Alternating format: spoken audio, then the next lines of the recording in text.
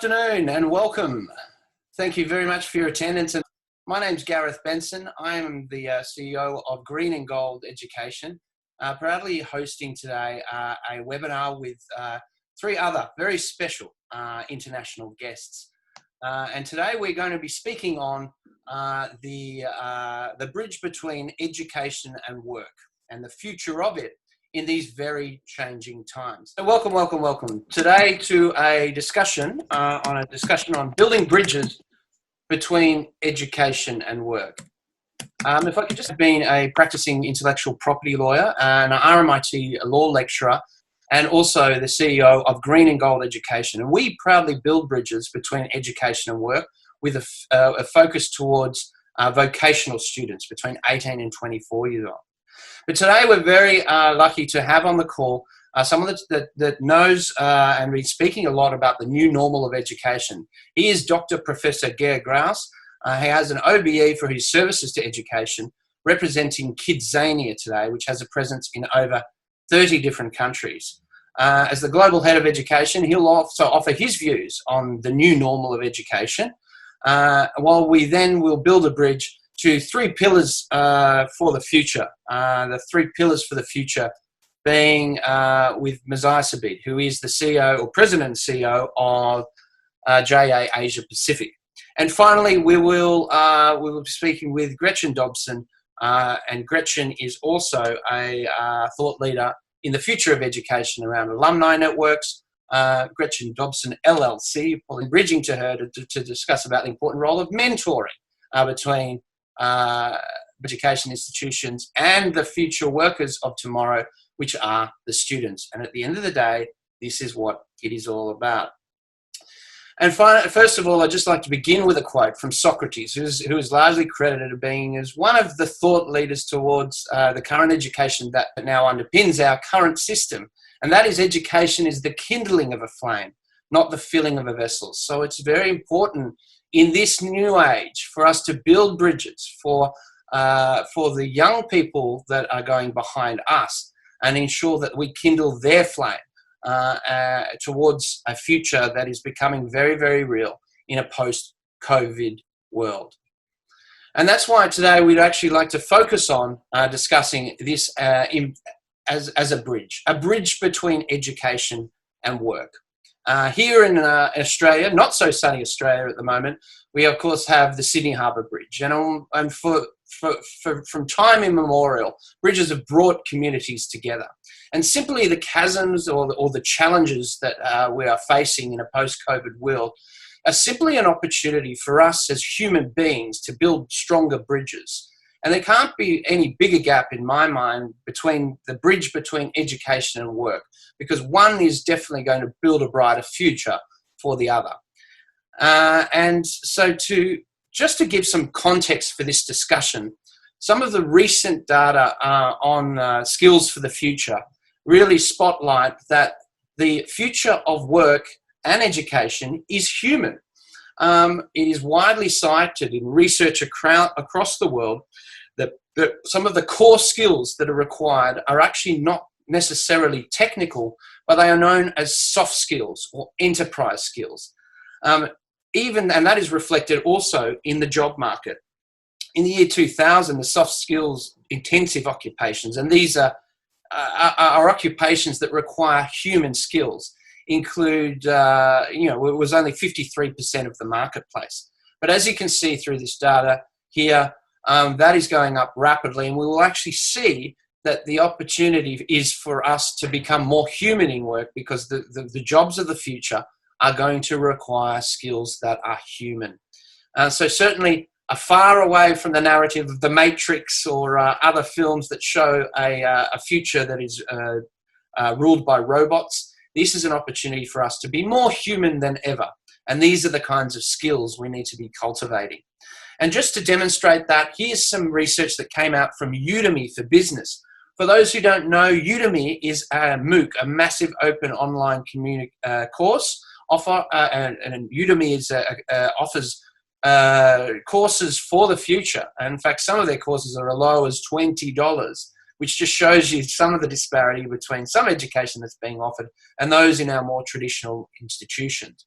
But in this research that just came out last week, some of the top 10 soft skills of the future include a growth mindset, really important in these changing times, to ensure that a growth mindset is how that we can navigate from uncertainty to growth. Creativity is also a highly sought after skill. It's a powerful weapon to drive new ideas. And in fact, for many of those that have children, I'm sure parents may agree that the children are born with this innate gift of creativity. And it could just be that our traditional education system has challenges and actually discourages creativity in certain forms. A focus on mastery in a world full of distraction, then a focused mastery is very important. And I'm sure that anyone that is now growing up or working or falling through this digital age would agree that that focus is a sought after opportunity. Is really important to cultivate as well in our future generations. And there's no surprises that innovation is also a big part of how businesses are going to navigate their way towards the future. Ancient skills such as storytelling is still going to take a paramount seat. While the future of work may be human, we're full of technology, we need human beings to actually interpret them, we need to retell stories about everything from data to what this new normal will look like. Cultural awareness, critical thinking, and leadership skills are all important in these changing times. I'd now like to introduce our first panelist, Dr. Professor Ger Grouse. He is a global thought leader and has been on the new normal of education. He has been a teacher, an inspector, and a professor, awarded an OBE for his services to education, and he is the global education head of Kidzania. I'd now like to welcome Ger to actually introduce Kidzania and tell us how this remarkable organisation is making an impact on the future of education. Good morning, afternoon, evening, wherever you are. Thanks, Gareth. Good morning from the UK anyway. Yes, Kidzania. Before I say something about Kidzania, I just wanted to say a little bit about the new normal, because this is this kind of title that in partnership with Pearson, for example, we came up with for a series of webinars which I'm hosting for them. I wanted to call it It Is What It Is and We Are Where We Are, because in many ways every day is a new normal, and I think what we're learning in the new normal, just to pick up on some of Gareth's points, what we're learning in the new normal is the importance of some of the things that existed in the old normal. So it's not all going to be the Matrix. And all those people who said that everybody will be working from home, you're wrong, because it's doing everybody's head in, to use a phrase. And I'm sure we will see a combination, or perhaps a more targeted combination, of people spending some of their time at home and some of their time at work. And another one, which for me was crucial, that for years people have been saying the time will come that schools will no longer exist. Schools as centres of communities, particularly elementary schools, are there to stay. And I think this whole thing is proven to be more important than ever. As Barcelona Football Club says, more than a club, we should say that schools have become much more than a school. And finally, the lesson that I think everybody's learned is in the new normal, in inverted commas. Lights have been shone, and I'd like to flag this up at the beginning because it impacts on the work of Kidzania also. There's a real danger going forward that the gap between have and have not will be greater than it's been for a very, very long time.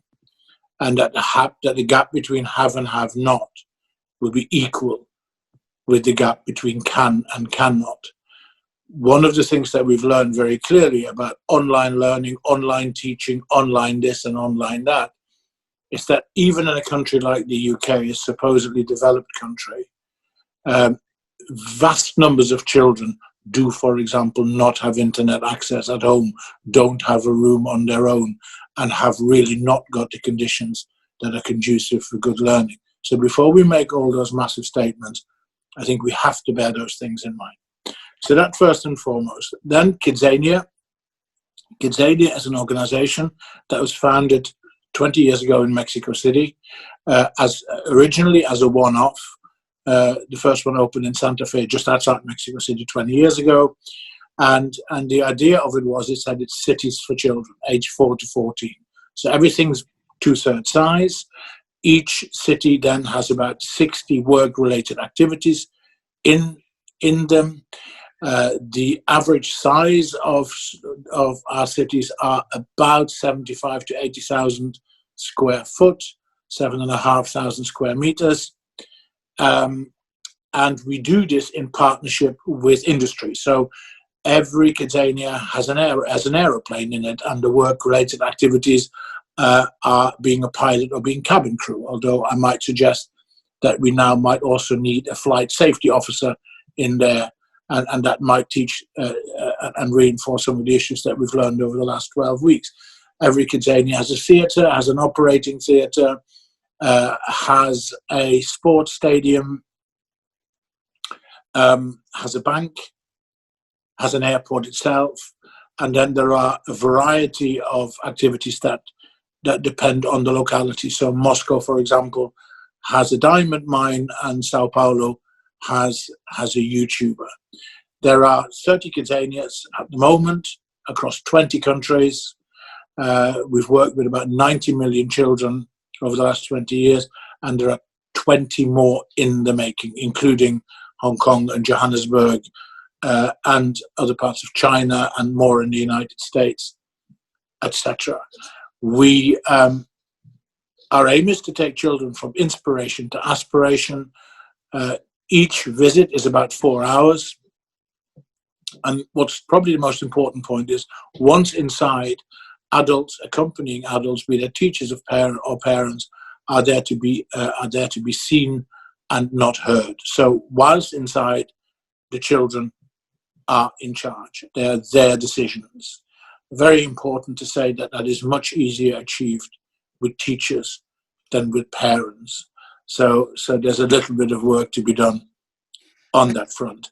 That's fantastic, Gert. Can I just ask a question on that? One of the things that I find very impressive about this immersive experience that Kidzania offers is that it's very much about the child taking charge of their own narrative. Is that correct?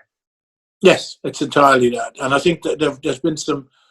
So the idea is, and if you think about our education system, that consists of two parts. It consists of schooling, which in many countries is Monday, Tuesday, Wednesday, Thursday, Friday, 9 to 4. And it exists of education, which is from the second you're born until the day you pass on. And what's happened to schooling is, over time, it's become narrower and narrower and narrower. It's become about core subjects, and it's become about testing, and it's become about seeing how well the schools deliver what governments want the school to deliver, and we call that a national curriculum. And you can have a conversation about schooling without mentioning the word child once. And schooling has now come to a point where, when I travel pretty much all over the world and talk to children pretty much all over the world and ask them the question, why do you go to school? The answer I get is, because you make me. So allowing children and young people the time to explore the possibilities of work and get interested in this and find out the connection between why I go to school and what I am practicing out here, this kind of theory into practice thing, is incredibly important. It's also very important to say that we don't operate in isolation. We work with many other organizations, not least with JA, and I know that that's going to get talked about later on. We conduct research, global research, so far on about 600,000 youngsters. We do this with Oxford and Cambridge University, Tec de Monterrey in Mexico, National Research University in Moscow, and others. And the research we conducted was, we took huge samples and we looked at which activities the children chose first. So on your first visit to Kidzania, what is the first job you choose? And then we analysed who the children were. Were they 4? Were they 14? Were they boys? Were they girls? Were they rich? Were they poor? Were they urban? Were they rural? And were there ethnic differences? And effectively, some key issues emerged from that. Firstly, almost all stereotypes were set at the age of 4. So if you go to the aeroplane and you look at the cabin crew activity, that would be 90% girls. You look at the pilot activity, that would be 95% boys.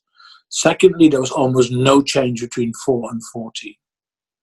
Thirdly, almost all girls globally, and regardless of their background, would choose activities that were below their age range. 8-year-old girls choose 6-year-old activities, and almost all boys choose activities above their age range. 8-year-old boys choose 9-year-old activities. And then finally, children can only aspire to what they know exists. So if you come from a socio-economically difficult, disadvantaged background, you are very, very unlikely to choose the operating theatre or the pilot activity as your first choice. You're much more likely to gravitate towards the supermarket activity or being a courier. So when I say we want children to journey from inspiration to aspiration, I don't want adults to tell them that. I want them to find out for themselves. And finding out what you don't like and constructing the narrative about what you don't like is as important as finding out what you like. And then finally, each Kidzania has its own economy. Children get Kidzanian money. They can earn more money. They can spend it, or they can save it in their savings account, and they get interest on this. So all those matters are incredibly important. And we try very hard to work with governments and others to make sure that that inequality aspect gets addressed. Our learning is based on the Reggio Emilia principles about making learning visible, about the fact that the environment is the third teacher, that children need to write their own narrative of the possible, and that it's about learning rather than teaching. And that's kind of the Kidzania bit. That's fantastic, because what you're doing and what I've heard from all the speaking that you've been doing is really about building bridges of between the disparity between the haves and the have-nots. And by cultivating a strong sense of narrative in children, may I ask you, in this methodology, in this way of experiential learning, what is the role of purpose in that, and indeed in the future of education? I think the role of purpose is increasingly important. In that, purpose is a vehicle that gets you somewhere. It is the realization that why you do something, and it's very simple, isn't it? And it will become increasingly more important. Why do we go to school? That question that I ask, and interestingly, anecdotally, I was talking a little while ago to 3 girls who were about 10 years old who were sitting outside the newspaper activity where you produce the front page of a newspaper in Kidzania, London, in their case, the Metro newspaper. And I was asking them whether they liked learning English at school, and specifically whether they were like learning writing. And the answer I got was no in both cases. And there were all sorts of reasons given, like, you're being told what to do, it never seems real, red pen in an exercise book, those kind of things.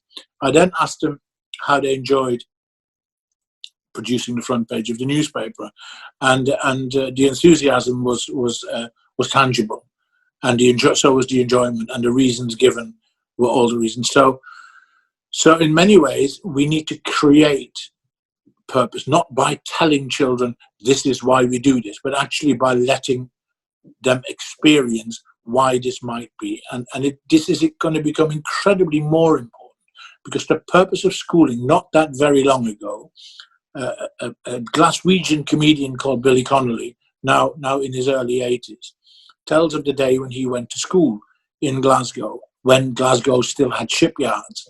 And effectively what happened was you went to school predominantly to be taught to be work ready for the shipyard. So what happened was at age 14, the school gates opened, and at the same time, the shipyard's gates opened, and the masses went through. So you had mass education for a mass purpose. That's gone. The education and schooling is now about individuals. So it actually becomes that little bit harder, and we have to work that little bit harder to allow them to experience that sense of purpose. Fantastic. And look, you know, you've had a career that spanned a few decades, and you bring an enormous amount of wisdom based on your own experience. You've been a teacher, an inspector of education, and a professor. And you've often described that your career has been no straight lines. What role do you think the straight line has to play, if at all, in the future of education and work? Just to wrap up this little section today.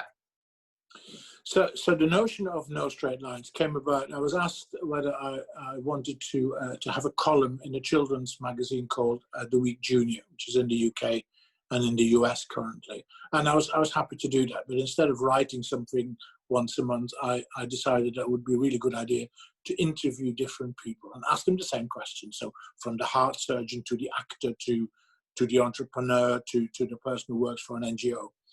And the point really was, the last question is we ask people to draw a line of their own professional career.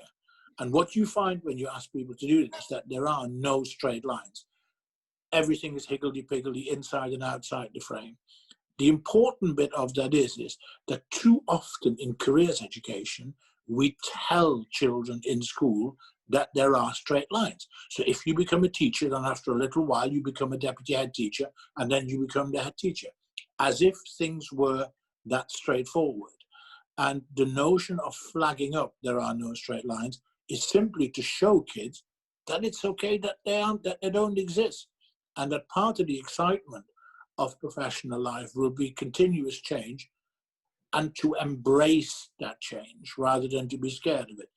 So tell kids from the age of 6 or 7, let them discover there are no straight lines, and have a competition almost who can have the most squiggly lines would be cool. I feel as well, having being a qualified lawyer and then moving into creativity. I launched a digital media agency, and then moved into education as well. So it's something I empathize with a lot. And now to just build a bridge towards that kind of discussion, one of the big things that I have found in the common factor, between the no straight lines, has been the importance of purpose and cultivating a sense of purpose in navigating through education. And that's where I'd just like to introduce a few of some of the core things that we do at Green and Gold in order to encourage that sense of purpose, particularly in 18 to 24-year-olds. But I'm sure that we could have a discussion in all ages and in the relevance of that. And for that, I'm just going to share a couple of screens here, which will go back to here. Yeah. So basically, what we have found is that in the building of a sense of purpose, we can actually help students eliminate a lot of the gap that currently exists between higher education and work. And that has been our core focus in the offering of digital media apprenticeships. I'm actually going to skip to why we actually began developing it, because purpose is often about beginning with why. So today I'd just like to begin by showing what we're doing here in helping build bridges between education and work. And so a lot of this began actually, almost 2 years ago in meeting the CEO of a General Assembly. And quite simply, Scott Fitzpatrick addressed PauseFest here in Australia about the simple fact that if we don't embrace the changes that are ahead, and this is a pre-COVID world, mind you, then we can expect over 18 million breed in 10 years. And that is a huge impact on the economy, obviously. I mean, now we're in a post-COVID world. This is even more important than ever. When you look at other statistics, they show that, such as from the Foundation of Young Australians here in Australia, they show that the current 18 to 24-year-olds will have 17 jobs over 5 different careers. And that's why we have decided to launch these programs to actually lessen this gap, to actually build bridges between the future world of work. Quite simply, going to a higher education institution, of which we have 41 in this country and 5,000 RTOs. The simple fact is that by the time that some students will finish their degrees, the world of work will have completely changed. And one of the solutions that we have found towards building this future towards the world of work is to really focus on purpose and really cultivate that. And so therefore our three gold stars, they're called, is really about cultivating a sense of purpose. And that is really about 2 other important factors. It's about attitude over aptitude. So a rich sense of positivity that they can embrace change. In other words, a growth mindset, which when put together with a sense of purpose will also heighten soft skills in communication and confidence. And that's what we focus here at Green and Gold. We've already delivered this program to vocational students and higher education students. And we've found that most of them are now in full-time work, which has a meaning and purpose for them. And even in these changing times, we've had to take our leaf out of our own book and had to continue growing. And we have recently put our program through the RMIT Activator and actually now offering that program online. And really what it is it's about starting with purpose. To start with why means that students can more easily navigate towards the future world of work. Our focuses presently are actually on digital industries because that's a huge employer. Digital and social media marketing is one of the programs that we offer, and we actually have a program where we can work together with small to medium businesses, which are 80% of our economy, and actually place students who are working with a sense of purpose into a digital role, and we can do that now, within 4 weeks. So we've actually used this opportunity of the COVID to actually further go online and to actually offer purpose through our programs. So that's just a bit what we do. But basically, I'd now like to just now introduce our third speaker. Our third speaker today. I'm going to make sure I've got the right slide for him. But basically, I'd now like to introduce, I've got it there, sorry, an incredibly colourful career himself. He is, of course, the president and CEO of JA Asia Pacific. And to introduce JA and their incredible role that they have played over 100 years in helping students achieve, Mosiah, can I ask you to first introduce what JA stands for and their 3 pillars? Well, thank you very much, Gareth. First of all, it's a pleasure to participate in this event. It's such an accomplished and dedicated panel. And I recognize some of the names from the participants, including some of my colleagues. And it sounds like there's many people who could be serving as panelists. And I look forward to a future event where we can reverse roles and I can continue to learn from everybody else in the community. Also, just thank you very much for Gareth organizing and bringing us all together, to Gera and Gretchen for their insights. And I very much look forward to learning more from both of you today as well. Well, I want to be careful about going into JA because we are a complex organization. We're over 100 years old, and I want to try to focus on some conceptual points rather than getting into too much information. I think if I were to summarize the business we're in as an organization, I would say that we're in the business of empowering young people, empowering them to succeed in the 21st century workplace. And that means not only with the knowledge and skills required, but I think a sense of purpose and service. And I think by now the audience is starting to hear some common themes. We're in over 100 countries globally, and if you're not familiar with Asia Pacific and our operations here, we have a physical presence in 18 countries and territories across the region. And the 3 focus areas, the 3 pillars that Gareth, you were asking about, are work readiness, entrepreneurship, and financial literacy. And by building these abilities and nurturing self-belief, I think we're hoping that we prepare youth for the future of work. We ensure that they have the tools to be financially capable adults, inspire them to think entrepreneurially. And one of the best things about our work is that we get to witness and learn from 500,000 volunteers around the world, and to interact with over 12 million students every year.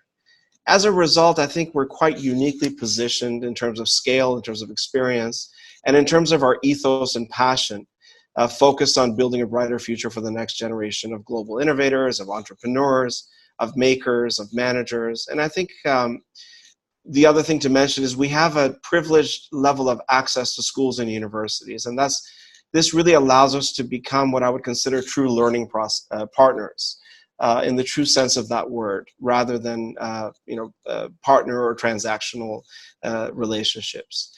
And as everybody knows, with the Asia Pacific region being home to roughly 60% of the world's youth, we here want to empower young people to benefit from and to contribute to the region's economic development. We focus, we really want to encourage and inspire a focus on making a positive impact in their own lives as individuals, also in their communities.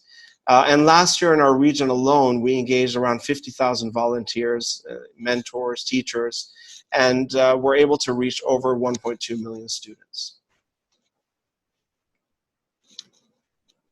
So you know, over a long period of time, JA has made an impact with a focus, your focus on junior. Well, how junior is junior? I might ask. Who are the targets of your different programs?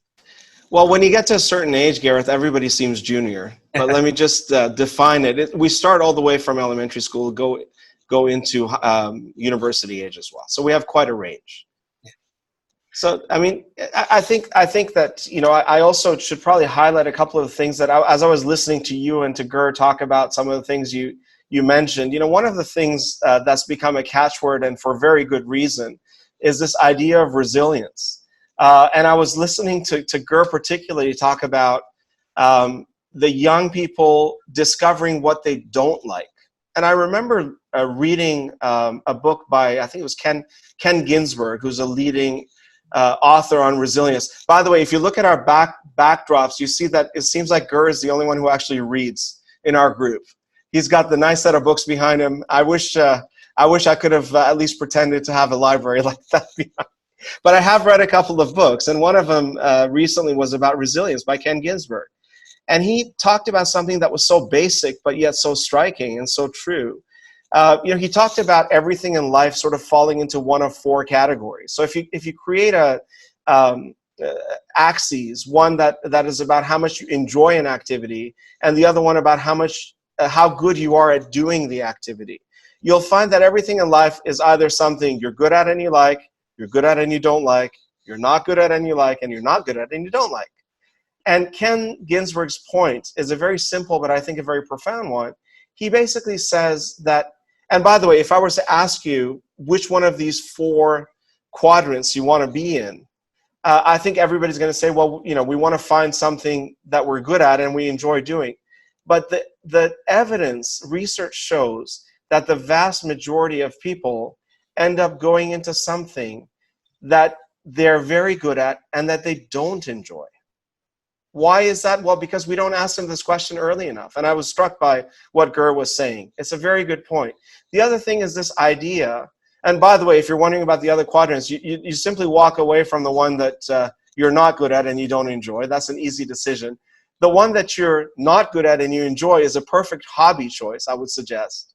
But by the way, it's our fault sometimes as parents to convince our child that might be excellent at drawing or drama to go into the financial services instead, because we feel they're good at it and they'll make more money at it. It's a disservice, I think we do. So I did want to pick up on this point that Gur made and how important it is to me and to us at JA as well. Oh, fantastic. Look, I loved you sharing of the personal stories there, Maziah. May I ask, how important is finding gold in the decision of what you do? Did you say finding goal or finding God? Gold. Money. Finding gold. I thought you were going to ask me about finding God. That was a whole other conversation for another webinar. There, yeah. Well, I mean, certainly, look, there's different people that have different realities. I mean, we are privileged to, and I think Gare also touched about the disparity between rich and poor. That is a growing trend, perhaps one of the more dire and important trends that we're observing, and hopefully education can do something about that. So it's a reality of life that we need to, it is a sense of empowerment to be able to make a living, to be able to support a family, to be able to have a minimum dignity in life. But I would suggest that since you've talked about purpose, I would direct us to 3 pillars. So we talked about the JA pillars, which I mentioned, but let's talk about 3 other pillars, which I think, and we're sort of evolving into one of our subject areas, which is the future of education. So perhaps I can take the liberty to take us in this direction a little bit. The 3 pillars. So typically, and Gare touched on this as well. When we look at traditional education, what do we think about? Right? We talk about some sort of achievement in terms of grades. We talk about the schools you got into. We talk about the jobs that you want to do. These are useful questions, but they're actually incomplete. So, focusing on these types of individual accomplishment is usually defined in a narrow, purely academic sense. And by the way, to give away the ending, I was talking about these 4 quadrants. I feel that if you actually end up doing something you love and you're good at, you can end up making a lot more money at it. And so let me use Steve Jobs as an example. Steve Jobs grew up in an environment where the one skill that he had was rewarded. And I think that's the biggest fortune in his life. I'm not saying he didn't work hard. I'm not saying he wasn't smart, all that stuff. There's certainly luck involved. But Steve Jobs, if you talk to people who knew him, who worked with him, he had one redeeming quality. And that was he had an eye for beauty. He recognized beautiful design. And often that went with the simplicity of the design itself. So if he grew up in a different type of environment, this may not have been rewarded. This may not have been encouraged. So if I would ask this question, if we have a child who is, say, very good at English literature and just average at mathematics, what is the tendency of the parents to want to do in terms of bringing additional support? Most people will say, well, we'll bring in the mathematics tutor. But the other way to look at it, and this is back to the point of walking away from what you don't enjoy and knowing what you don't enjoy. Now, we don't want ignorant people. We don't want people who don't know how to count or add or multiply. That's not the point. But the point is, if you want to sharpen something, encourage your children to be the best in the world they can be at English literature. Rather than focusing on shoveling in the valleys, we should put equal focus on sharpening the peaks. And so this is related to the gold. I actually think when you do this, and especially with all of the qualities that we focus on around entrepreneurship, financial literacy, we often see that this does lead to actually a better financial situation at the end. Yeah, that's what I love about seeing your programs, and actually for so long you've actually been focusing on entrepreneurship. I mean, we kind of sometimes think that this is, a new, entrepreneurs are somewhat of a new vocation, or you're lucky enough to be born to be an entrepreneur. But you've actually been teaching it for 100 years, which is just incredible. And also financial literacy, which, is almost absent, even if you go and study finance. I mean, these are sort of just major life skills. Can you tell me, in the future of education and the future of work, Mazai, what role do you think entrepreneurship plays? Well, entrepreneurship is not about starting your own business necessarily, right? Entrepreneurship is about leadership. It's about creativity. It's about risk-taking. It's about feeling empowered. It's about being a leader and not a follower. So I would argue, if you look at some of the issues that we have, right now we've got COVID-19, we have exposed racism all over the world. We have a plague of locusts in large parts of India and Africa. So I think a common thread in the cause behind all of these things, I would suggest, had to do with very inward-looking, inward-focused mentality. Whether it's selfishness on behalf of governments, the individualistic mentality that sadly some of our best academic institutions, to be perfectly honest, encourage.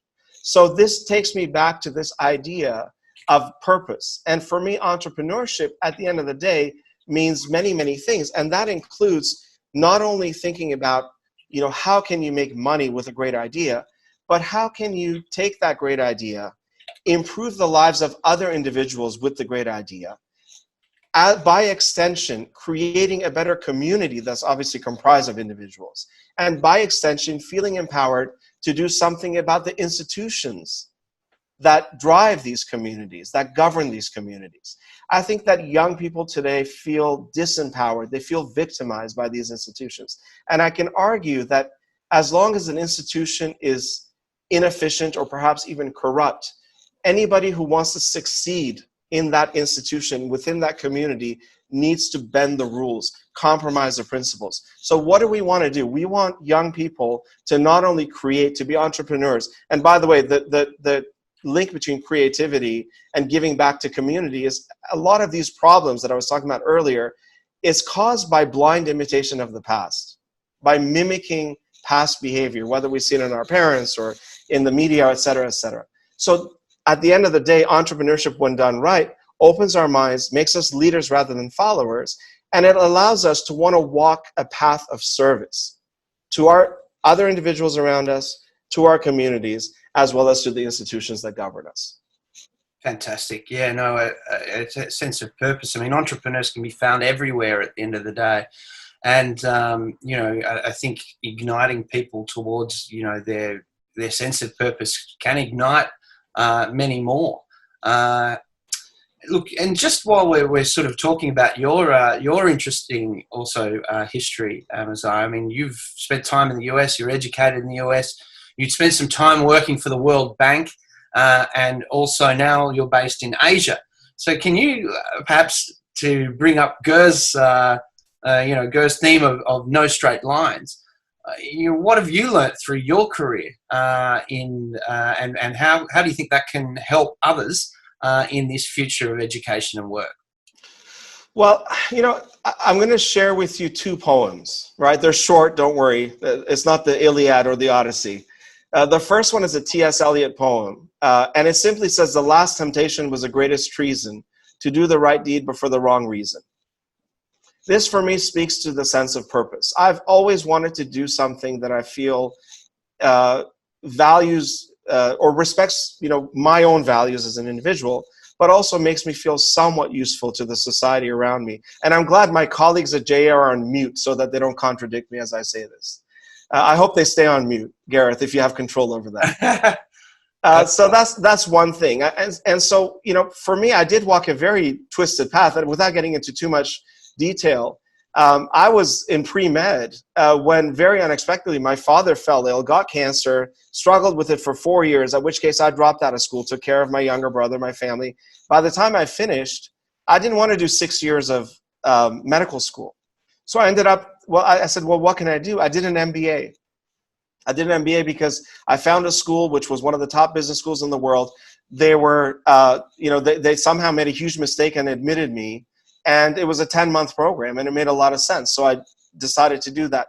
And I ended up doing, falling into some corporate roles, which, paid really well, blue chip organizations. But it was the square where it was a quadrant of things that I might have been decent at, but I really didn't enjoy doing. And one day what happened is because of my wife's work that we ended up moving to Singapore, or back to Singapore, I should say. And the school that I had graduated from said, "We've opened up a campus in Asia. Would you be interested in working with us on building the business in the region?" And that's how I ended up in education. And I haven't left it. And this would have happened in 2005 now. So I started with a background in corporate and ended up in education. The second poem is not as well written. It's an Edwin Markham poem called "The Circle." And this basically says, "They drew a circle to shut me out, a heretic rebel, a thing to flout. But love and I had the will to win. We drew the circle that took them in." And that for me is the definition of rewarding work. It's a type of work, a type of that really feels like a calling, that's about drawing circles around people. And the beautiful thing about this poem is Markham took a tool of exclusion, the circle, and made it a tool of inclusion by simply broadening it. I think that that's the business we're in at JA. And I have to tell you, this is the type of job I would literally do for free. If I didn't need to earn a salary and I could do anything with my time as a volunteer, I would be doing exactly what I'm doing right now. And I feel very privileged that I finally found that top right quadrant for myself. Fantastic, Zion. I love the sharing. In fact, it was Tia in the circle, and to bring us to a full circle here. I think it was T.S. Eliot who said, we should never cease exploring, because after all our exploring, we should end up at the same place and see it through fresh eyes. And perhaps that's where we're at the future of education and work, is that we just need to look at things through fresh eyes again. And the common theme that I have heard so far through Ger and Zahra in your own in your own journeys, and indeed the programs that you represent, is the importance of really having a strong sense of purpose, and to actually look at always with curiosity and tenacity to actually navigate through to what that new normal could be.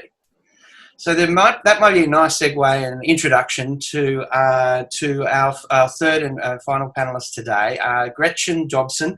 She is a global engagement specialist. She has journeyed far and wide in her career, and she is also a representative of the Argonauts that also have a strong sense of purpose. So Gretchen, perhaps that's where we can start. Where in the world, and what impact does on the future of education and work? Thanks, Gareth. And thank you, everyone, for joining us. And it's great to be with Gareth Messier. And Gareth, thank you for organizing. It's great to see some friends on the call as well. So shout out to you. You know who you are. Where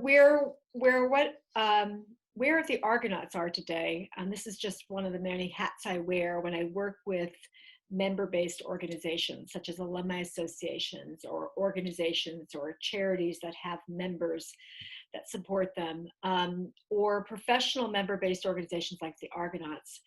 The Argonauts are committed to building a global network of leaders who are courageous and who will say they are courageous, and they also follow a passionate life. The passion comes from the purpose. And the opportunity to find and maybe redefine what that purpose is through a facilitated process that takes over a year, but involves the members in peer-based cohort models, where there may be several hundred members of the Argonauts, and each of them have already gone through or are going through a peer-based mentoring program where leaders, all of them share one thing in common, and they have been a CEO, or they have been their owner, they have been an entrepreneur, they have been a leader, and it is somewhat lonely at the top. What they may want to do when they grow up still is not yet defined, and they find that they have not had the time. They have really not had the time to go inside themselves, to start to evaluate what is most important to them.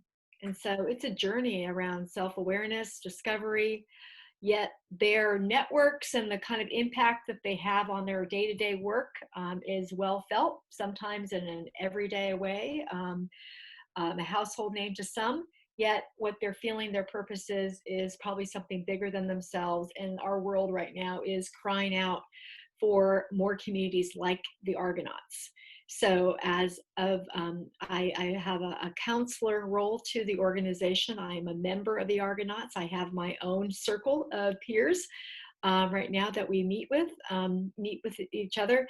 And I'm helping, I think, the Argonauts and all of our members create a very sticky and intentional and very mutually beneficial relationship with each other in the organization. So we'll continue to, I think, attract people that also want to I think, be always working in kind of purposefully driven ways. So that's a little bit about the Argonauts.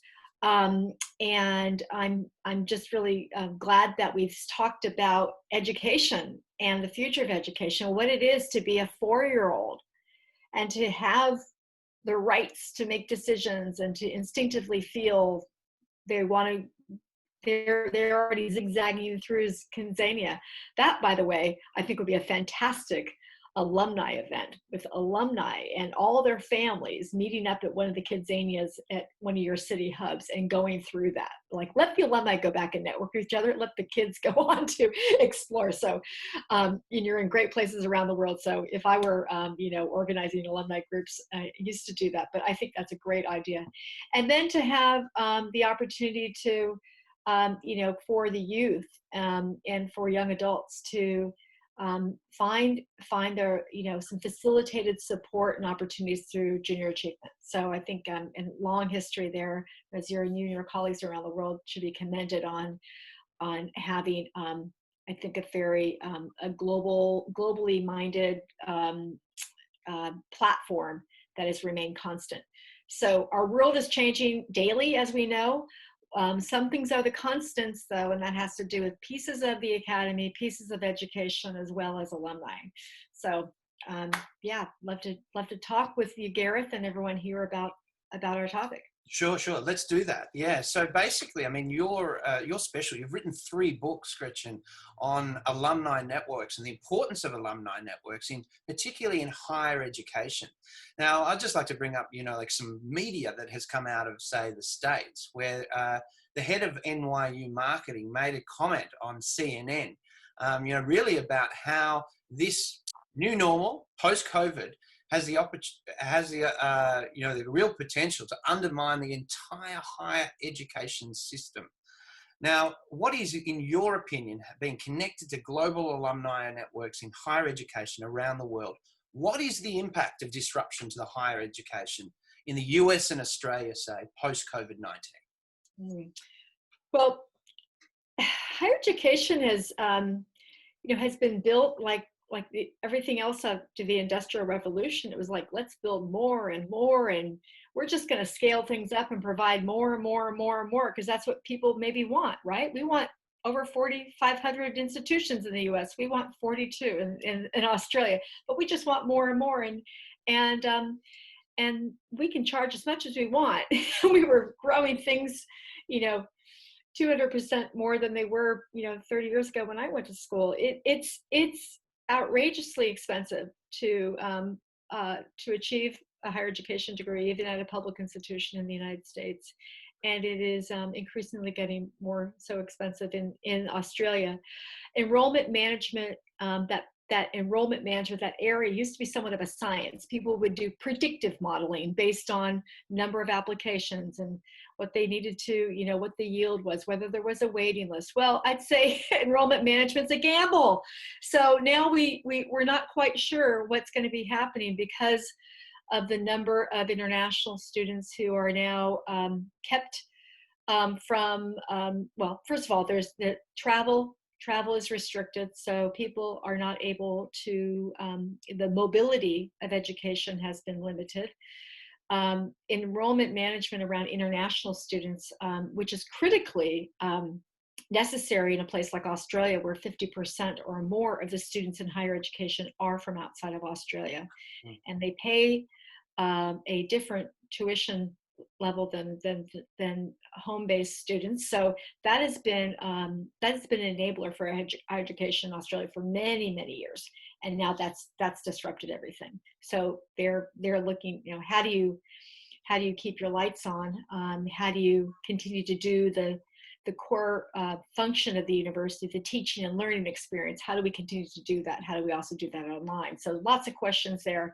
In the United States, where the expense factor was starting to really, I think, create some fissures in the system in the United States. There are so many different types of models. There's lots of choice, and I think some of the smaller liberal arts colleges and or universities that may have always been a little nervous around enrollment every year are now very, very nervous. Some of them have had to close in the last several years. We will see more of that happening. We will see more mergers. And when it comes to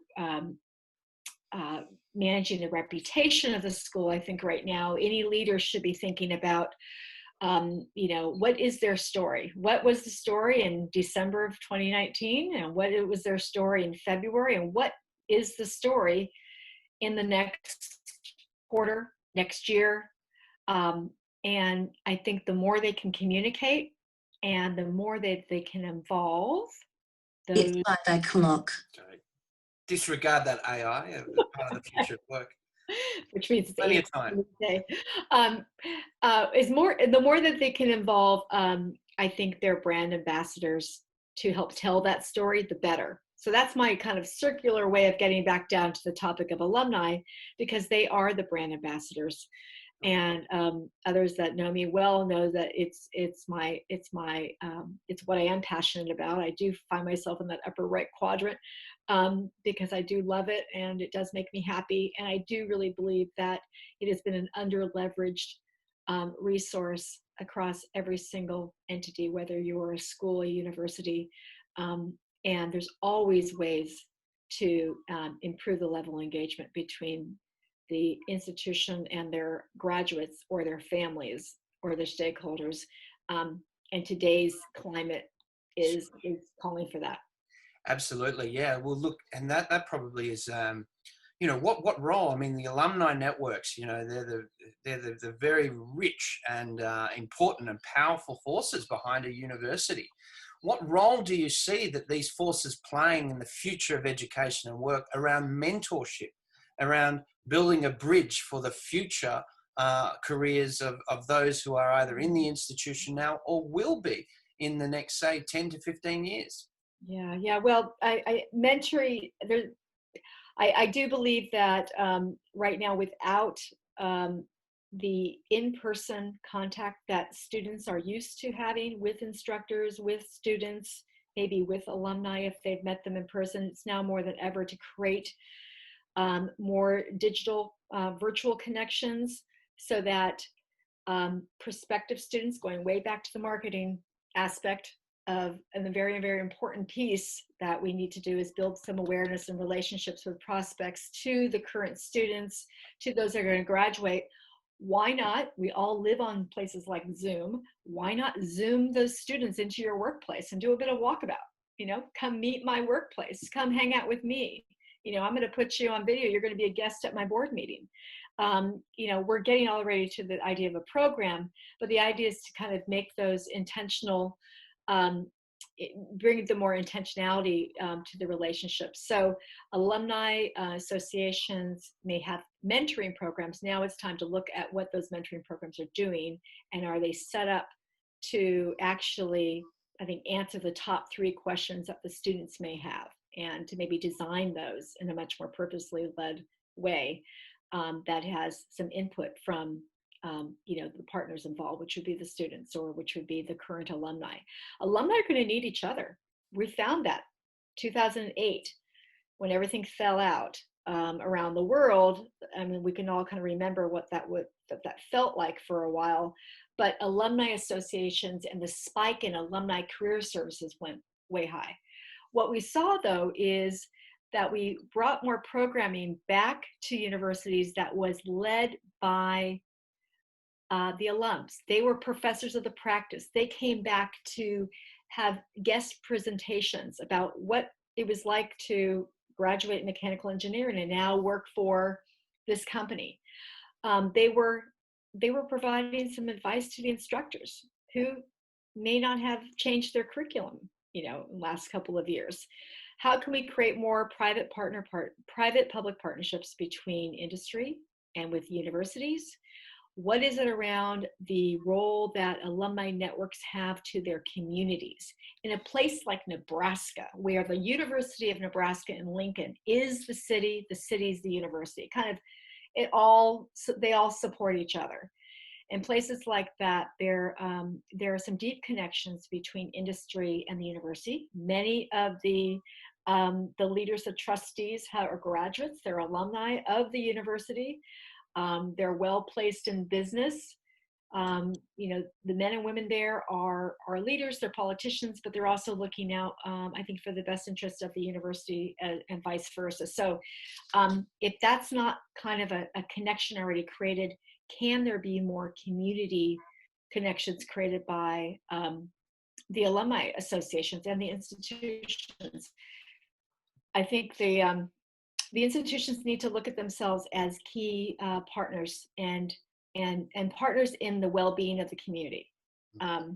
People are not going to necessarily want to go abroad right away. They're not going to have the money to maybe take those trips when they do open up. I'm sure they'll be scaled a little higher because people are going to be having to balance their budgets and balance their companies a bit.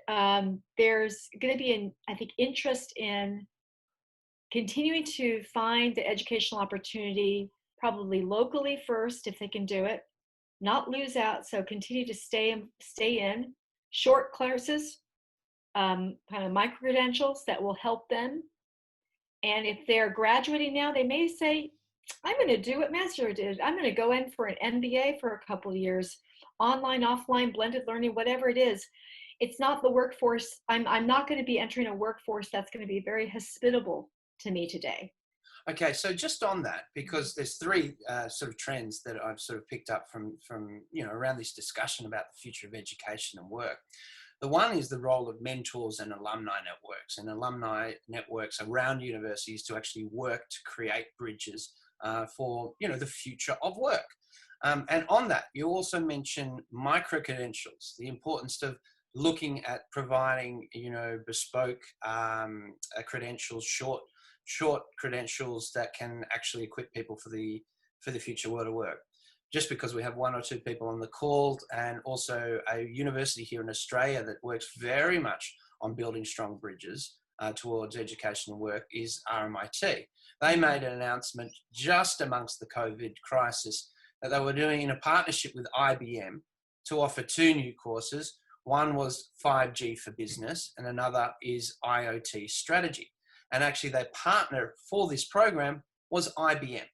So therefore, is that one indication of a trend that we can see of industry, private sector, public sector partners coming together to provide micro-credentials? And can we expect more of that? I hope that we can expect more of that. It isn't a good example. I'm also hoping that that in every single bit of enterprise, whether it be a local business that employs 30 people in the community to a multinational company with 30,000 employees, that the notion of a chief learning officer is something that will become the norm, that will be instituted. We have a CEO, a CIO, and maybe a chief human resource officer. What about a chief learning officer? What about that CLO? And are they looking out for these types of partnerships, which are great ways to really kind of reduce, I think, a lot of effort when it comes to recruitment and talent management, if they're looking for, management training programs, if they're looking to provide, the benefits of having an internship and an opportunity for short experiences for students. Again, whatever can be provided virtually, I think that will always need to be an option. And I think that a chief learning officer is looking out for, the upskilling and the kind of those 21st century skills, as you've mentioned. All of them should be things that they're thinking about with their own workforce and Sure. providing opportunities for their employees. I think if you want to keep good people, you need to also look to, how are you developing them, right? So that's something we talk about in the Argonauts as well. We talked about engaged leadership.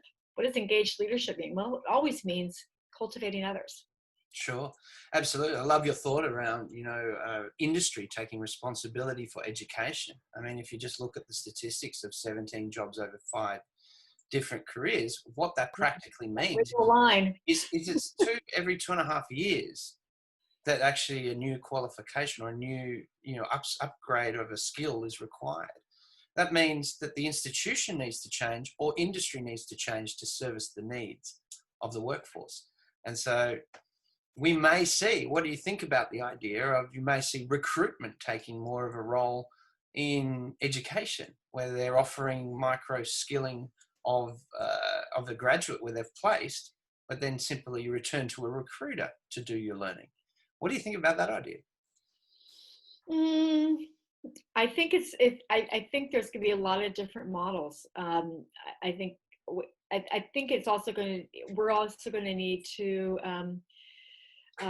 those organizations are going to be led by people that are inspired to think outside their box, think outside their comfort zones. And it may be that, that the notion of, it could be about recruiting and developing opportunities that are, as you said, a little bit of a gateways to 3 or 4 other things. And so people are going to know that they're going to have to stay nimble, flexible, responsive, resilient. And that one of the things that you can't underestimate at all today is the value of the relationships and the networks that people are building. So that comes back to just why we're all here. This may be our 8th or 9th or 10th hour online since we woke up today, but we're here because we want to engage with each other. And that's, for the youth and for the young adults in the world right now, our next generation, I just really want, we all want to leave the world a better place, but we all want to leave them opportunities. We want to leave them, choices, and we want to leave them, I think with I think the right platforms to do great things. It's awesome. Yeah, no, I agree with you entirely, and I think it's a highly rich discussion about the role that these communities can play in the future of education and work. And just on that note, I mean, technology surely is a bridge between this future. I mean, we look at the history of education, and if we go back in time, we know that that actually education arose out of the needs of industry, and it began around the Second Industrial Revolution. The whole classroom with its bells and whistles and moving from one function to another was to service the needs of a production line, as Gurr sort of indicated. It was a gateway to industry. When our new gateway is undoubtedly about technology, how then does our education, what role does technology play in this future of work? And I know we've got some other people on the call here who could probably ask some questions. We've got a question coming up. Are we opening this up now to all of us? Well, well, if we'd like everyone to answer, that's fine. But if you just to round it off nicely, Gretchen, in terms of alumni networks and the future of education and work, what role does purpose play here? Well, I think we talked about it. We talked about, you just asked about technology. So I'll just say that that everything at this point is going to be developing quickly, and something that we use in an everyday way this year. In 2 years' time, maybe it'll be the 2.0 version of what we thought was very new. So I think that if we're thinking about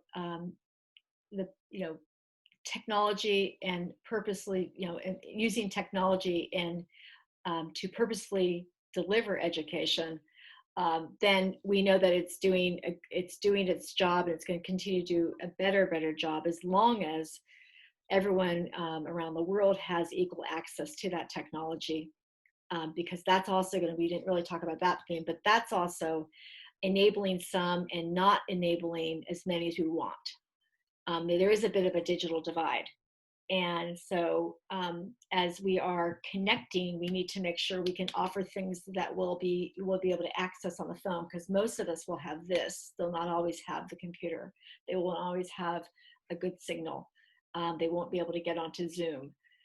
So I think that if we're able to, and these will be kind of the great kind of big projects with the big companies that are in all areas of the world and all kind of walks of life, and this is what we're dependent on this. So as long as we are working in ways that we can continue to kind of open access to education while minding that not everyone has access to all forms of getting there. I think that's important, because I think we've all talked about how we feel about feeling, gratitude for certain things.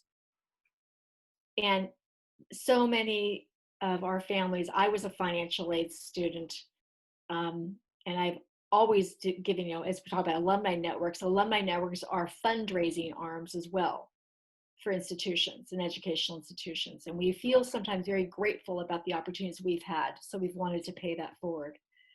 So I think that we can do, as long as we could do more to,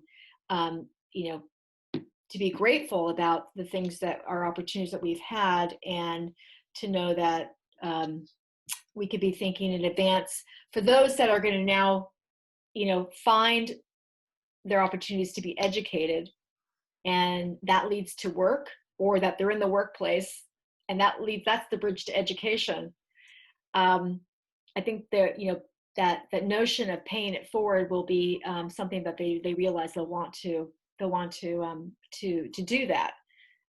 And so that goes back to the storytelling, which is also one of those skills that you mentioned earlier, right? We all have our stories. Sure. And I think, yeah. So that's we didn't really talk about technology, but I'll.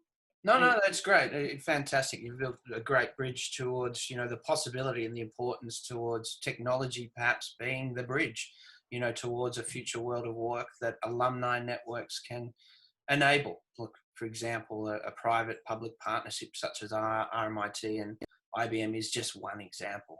Mm. Perhaps we'll now open up to a discussion for everyone. In fact, Veronica here has asked a very interesting question just about the education system, and really posed a system that serves the needs of a lifelong education. Anyone certainly is welcome to jump in here, but basically Veronica asked, how can we turn the education system into a lifelong educational experience that goes beyond the transactional experience of attending, an organization for an exorbitant amount of money, which doesn't necessarily get someone a job? Does anyone want to approach this question? Sure, Gareth, may I actually add to that question? Absolutely, go for it, Veronica. You can ask the question. You go for it. Sorry, no, but I really appreciate that. But what I was actually meaning to say was, how can we, there's such concepts, just open book university models at Stanford, where now they're having 4 years of standard education, and they're adding 2 years of continual education. And so I was wondering, how can we, because the transactional experience is not necessarily the money, but the fact is I only get to attend university for 4 years, and then according to the work that Gretchen is doing, which is continuous focus on alumni networks and activating that. So how can you complement that with an actual ongoing program that is focused on the upskilling and the reskilling of alumni, and really tapping into that, into the need for us to be updated as well, and connecting the community. And I was wondering who would be responsible for that. Would that be the alumni network of a university? Would it be for high school, as you said, for higher education, for graduates? Would it be for primary? I mean, we all have different stages of life. So. Yeah, I think it's a really important question, because we might see where, the shift of where you're actually gaining your education from. I'm very interested personally to see where private industry might begin to take a leadership role, as we are seeing with certain technology companies. In fact, I mentioned just a CNN interview with a senior marketing professor at NYU, who foreshadows that this COVID-19 is the death knell of disruption that will commence with higher education, because the product has not changed in 40 years, but its price has increased to 400%. And what naturally has happened in many other industries is that private industry finds a way of offering a superior product. And to offer one answer of what could be many is that we might see private industry taking more of a leadership role. In fact, we might see big technology companies such as Amazon or Apple, making a foray there, particularly when the trend is towards, online education. And so one of my offerings of what could be the future of education informing work is that we're actually seeing the Genius Bar at Apple being a platform where you might get your micro credentials as well as your technology. You learn to use the technology. Yeah, this is just one sketch. I think, Gareth, we've got to be. I think we've got to be a little bit careful here because we can't see things just in isolation, right? And I think so. For example, I'll use another example. Cambridge University have just announced that the year 2021, the academic year, will be entirely online. Big mistake, right? There's an arrogance in there, I would suggest. And what they clearly are not counting on, whereas other universities have done a more sensible thing and said, we're going to start in September online and we will review it as we go on, because actually we know you want to come here too. So I think the world will not go online because I don't want to go to any university and sit in my living room for 4 years with the same books behind me, right? I think there's something about leaving home. I think there's something about growing up. I think there's something about new networks and all those things, first and foremost. I think then the other part is we need to ask ourselves the question, so to Veronica's question, who's responsible for this, I would turn around and say to a large degree, you are. Mm-hmm. Yeah, because we have to come to a point where also not everything gets done for us and we need to take greater responsibility. Thirdly, industry needs to play a much more proactive role. And I don't mean in terms of setting up huge platforms that will now educate people. Every year, in about 7-8 weeks' time in the UK, the 16-year-olds and 18-year-olds examination results will be published. And every year, we pat them on the back. And then about 2 weeks later, there will be an article in the Sunday Times or the Observer where somebody from industry will write, they've got their results brilliant, but they're not equipped to come and work for us. So in that sense, the world of work needs to get off the fence and join in to create its own future workforce, co-create. They need to become part of the education question. So the question is not what will happen. The question is, who are the teachers? And I would suggest that talking to JA in particular and looking at what they've done and how they've evolved over the last 100 years, I think will give us a very good clue as to what might come next. So it's not as simple as what will replace it. It is much more about we need to put the individual, the child, the learner in the middle and fit the jigsaw around them rather than just talk about systems and structures. Otherwise, we will be repeating exactly the same errors as we've been making so far. That's my view. Okay, fantastic. And that's perhaps a nice bridge to Messiah. And, the JA program have had incredible endurance over 100 years. What's the secret sauce for navigating for change? Well, I mean, Ger said it. And by the way, I just want to direct everybody to, because the four of us are not the only experts here. I noticed in the comment section that Ara, I don't know, the name is Ara90. I'm guessing the first name is Ara. Suggested a response to this. She's talking about how important it is to see everybody, all the various players in an academic institution as partners in the learning process. And taking this silo mentality off the table. And I think to Ger's point, that takes it a step further by making sure the child is the center of the educational universe and everything else is built around that. It's a child-centered approach.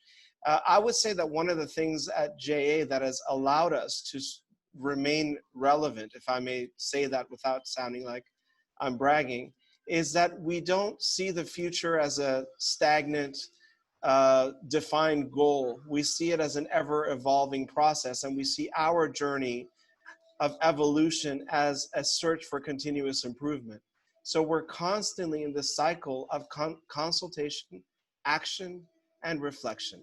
Consultation, action, and reflection. And I think that's what's really allowed us to try to keep a finger on the pulse of what's going on and to try to remain relevant.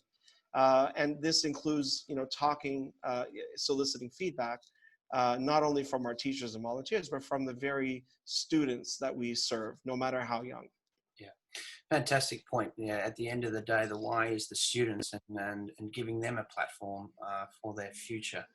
I mean, one of the other comments that Ara made here is too that, schools have operated in isolation or a siloed approach. And actually, Ara, you're welcome if your mic isn't able to actually ask this question yourself or make a further comment. But yeah, I relate to the fact that, yeah, our schools are a product of the second industrial revolution and organised around silos.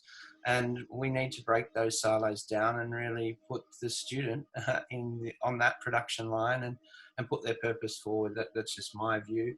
But, I was thinking, Gareth and everyone, about the notion of the education as, the profession of education. We're talking about the future of work as the future of education, and future of education involves the future of work as well, be influenced. My mother was a school teacher. She was a reading specialist and special ed teacher, and kind of those master teachers who would go to work at 7, not home coming to 6, because she was doing her lesson plans. She trained other teachers.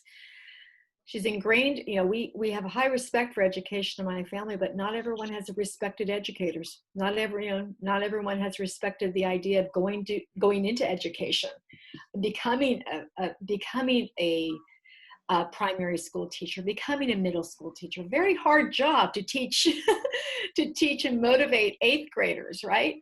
But I'm hoping that what's happening too is, now that everyone has had a bit of a taste of what it's like to educate the children at home, to stay at home, to value the class, to value the educational enterprise, to say thank you, is to now maybe take it up as a profession, and maybe, because there's so many different ways that we're going to be learning, that we are learning, that we have to learn, that we're going to need to design the kind of models that are going to be responding to, I think, the needs of the 4-year-olds or the 14-year-olds. So I'm hoping that the schools of education get huge boosts and bumps in terms of enrollments, and becomes kind of a hot new career. At least, everyone hopefully can have some stint in it is, formally designing pedagogical, new norms, or that they'll be taking, as Gur said, taking responsibility for self-educating themselves. And I think YouTube has started that a long time ago with learning how to fix something. But that's very cool. That's like a silver lining to everything that's happening too, is that we think that, I think it should be a very rich and purposefully led experience. Sure, and I think Gur also mentioned that, is who is the teachers in this new normal. Perhaps we've only got a couple more minutes, so if there's any other final questions, please do send them through.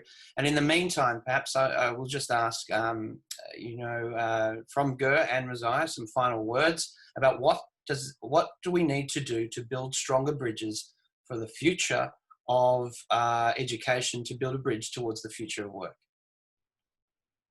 Go perhaps, or Mosiah, would you like to start first? And then if we've got any other further final questions, we'll ask them. Otherwise, we'll wrap up shortly.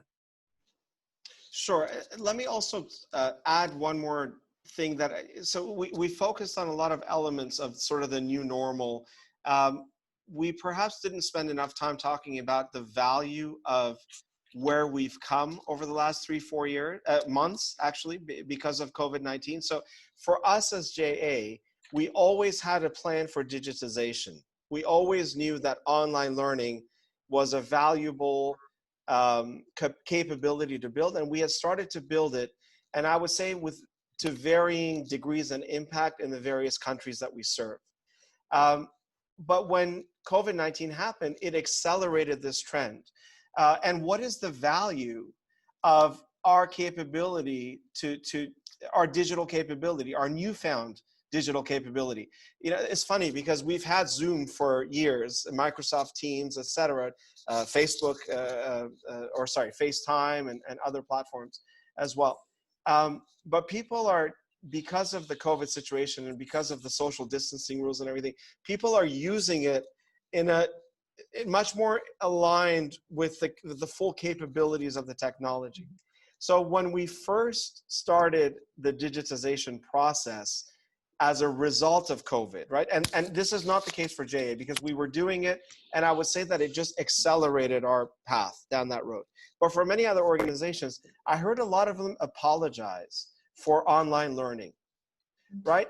And I would encourage everybody, if they have a minute, to look at the US Department of Education did a 7-year meta-analysis study that looks at online learning versus hybrid versus traditional face-to-face models, and you'd be surprised at the results.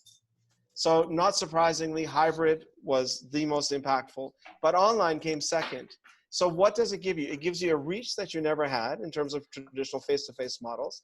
And I can sit here and benefit from Gretchen or from anybody's knowledge, no matter where I'm based. So we can get the best teachers into any location in the world right now. And I think it's important to focus on that. But let's also not forget what Gur said about the fact that there's a value in going to a college, in leaving the home, in fending for yourself. And education has gone from being about knowledge and skills to becoming more about networks and assimilation of practices. And so I think that that's the bridge between education and work, because at the end of the day, it's the networks and the assimilation of skills that you learn. But when you go to a better school, you tend to be surrounded by people who have been more carefully screened for whatever reason. And that's what leads you to the next step in terms of work. And that's where I see the bridge. Okay, fantastic. Thank you so much. And maybe Gareth, final thoughts? Gareth, yeah. If I could add to that one, I entirely concur. I think the other thing is, two things. One is, what this has shown us the last number of months is that we need to keep an eye on everybody, that the gap between have and have not and can and cannot is not smaller as we thought, but it's bigger. And it's our collective and individual responsibility to do something about this and to not forget this.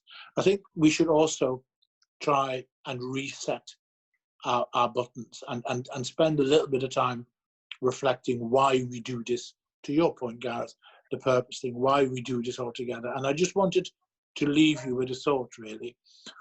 For many years in my working life, I've been promised that whenever there was technology, it was there to make my life better and my life easier, from the fax machine to where we are now. And I promise you, it's in many ways has made my life easier. I'm not so sure it's made it better. Because what I'm finding is I'm probably working harder now, and particularly in a global role, harder and longer than ever before. So imagine a world where we will be working on average 3.5, perhaps 4 days per week. And ask ourselves the question, should we not also focus our education on self-deployment as well as on employment, i.e., what are my children going to do with the 1 and 1.5 days they gain, and are they able to make the most of this? Appreciation, awe and wonder, volunteering, doing the right thing, and growing tomatoes for that matter. So I think we need to look at education wider than just a straight line. Sure. Fantastic. Thank you so much, Ger, for those final thoughts. And I'd just like to say again, thank you very much to our panelists today, Dr. Professor Ger Graus, a Global Head of Education, Kidzania, Maziah Sabeet, President and CEO of JA Asia Pacific, and of course, Gretchen Dobson from Gretchen Dobson LLC from the Australian, representing Australia and the US. And I'd just like to reflect on one last thought that takes us back in time. And that is, of course, inscribed on the ancient walls of Delphi were 2 words which summarize perhaps what the future of education should also look like in a 3.5-day week or otherwise. And those 2 words are know thyself. And perhaps knowing ourselves can direct us on a bridge towards a fulfilling life of work when we put the child in the center of the equation to ensure an education and life based on purpose. So thank you very much for everyone that's attended today and all our panelists. We'll leave it there, and thank you once again for joining us today for a rich discussion on the future of education and work. Thank you. Thanks, Gareth. Thank you. Okay. Well done, guys.